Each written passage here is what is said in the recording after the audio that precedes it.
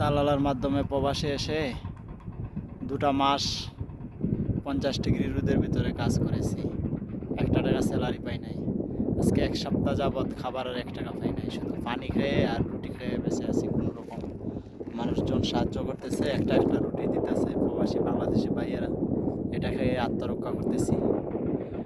আহ দালাল, দালালের কথা আর কি বলবো। দালাল যদি নিজের বাপও হয়, নিজের বাপকেও বিশ্বাস করবেন না। আর দালাল, দালাল জীবন এত নিষ্ঠুর হবে, প্রবাস জীবনটা আগে কখনো ভাবি নাই। প্রবাস জীবনটা আসলেই দালালের মাধ্যমে বিদেশে এসে এই যে গহীন মরুভূমিতে পড়েছি, কোথাও একটা মানুষ নাই। এই একটা জায়গায় 50 ডিগ্রি রোদের ভিতরে যদি মারাও যায় একটা মানুষ, লাশটাও নেবে না। দালালের মাধ্যমে বিদেশে এসেছি তো কোনো কোম্পানিতেও ঢুকতে পারি নাই, রেন্টাল হিসাবে কাজ করতেছি একটা কোম্পানিতে। 2 মাস হয়ে গেল, 1 টাকা স্যালারি দিল না। কন্ট্রাক্টর যে কন্ট্রাক্টর নিয়ে আইছে এই কাজে 1 টাকাও স্যালারি দেয় নাই।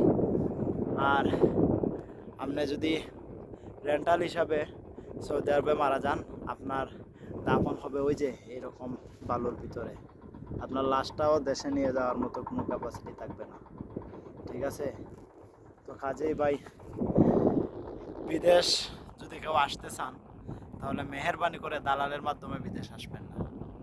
দালালের মাধ্যমে যদি বিদেশ আসেন তাহলে ওই যে দেখেন এই মরুভূমিতে এটাই হবে আপনাদের।